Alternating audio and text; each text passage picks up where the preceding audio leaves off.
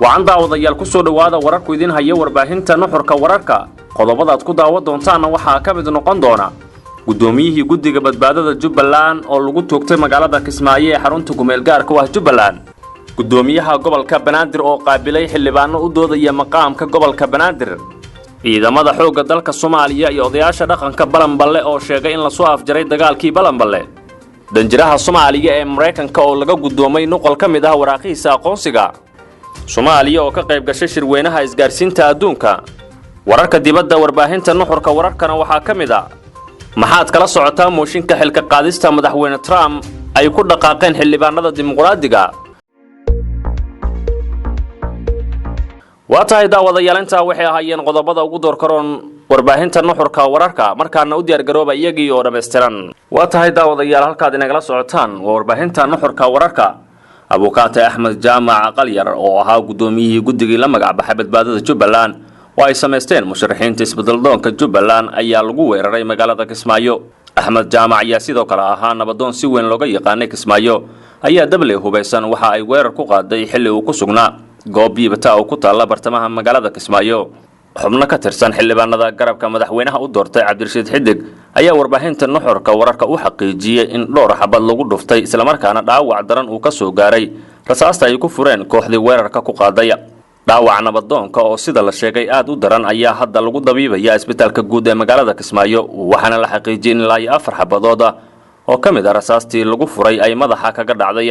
dableydii dhaawaca u geystay nabadoon Axmed Jaamac ayaa goobta isaga baxsaday welina wax war oo ka aadan arintaasi kama soo bixin hay'adaha ammaanka maamulka Jubbaland nabadoonkan ayaana hadda wax jaga ah ka haynin garabka isbeddeldoonka ah ee madaxweynaha u doortay Cabdirashiid Xidig balse wuxuu gudoomiye ka soo noqday guddigii ay sida wadajirka u magacaabeen musharaxiintii isbahaysatay ee la magac baxay isbeddeldoonka Jubbaland guddigii uu gudoomiyaha ka ahaa oo soo xulay xildhibaanada Jubbaland ee garabka madaxweynaha u doortay xildhibaan Cabdirashiid Xidig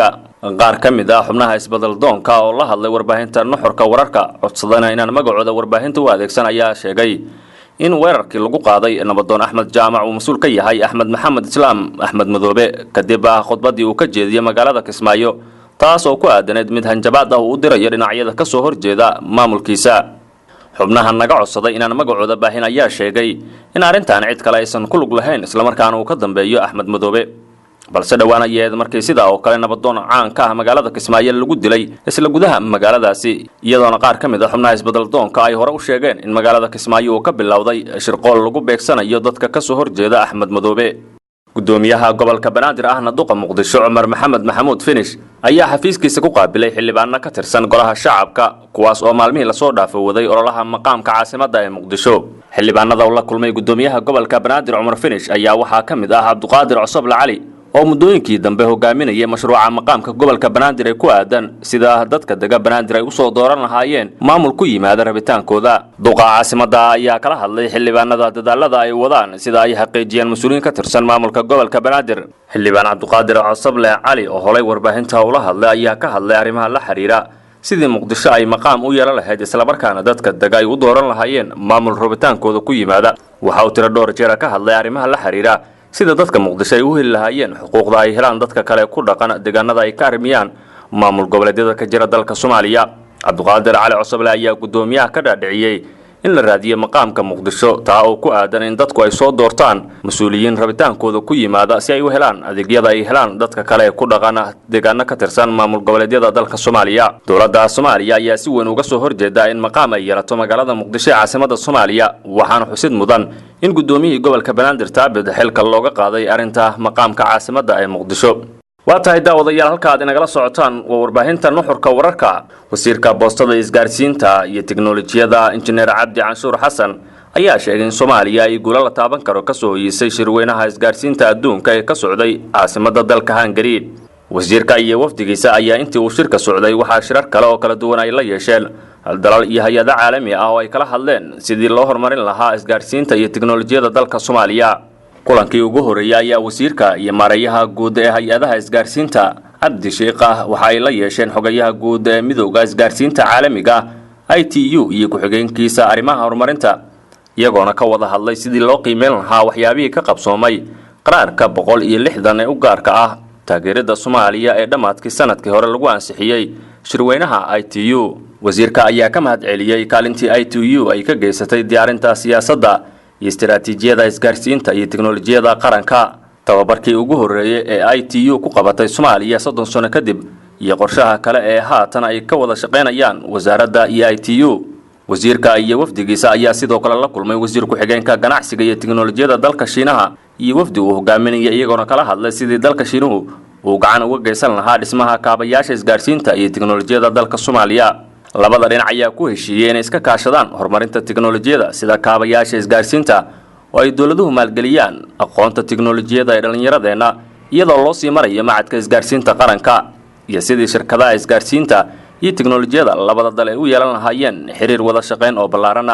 ciidanka xoogga dalka Soomaaliyeed qaybta 12aad oo gaaray deegaano ka mid ah degmada Balanballe ayaa halkaasi ka bilaabay dadaalo kala duwan oo lagu soo afjarayo dagaal beeleed halkaasi ka socda. saraakiisha ciidanka hogaaminaya ayaa kulan la yeeshay odayaasha dhaqanka degmada Balanballe waxa ayna ka dalbadeen in si degdeg ah loo joojiyo dagaalka isla markaana la kala qaado kooxaha hubeysan ee soo fadhiya. odayaasha dhaqanka ayaa aqbalay joojinta dagaalka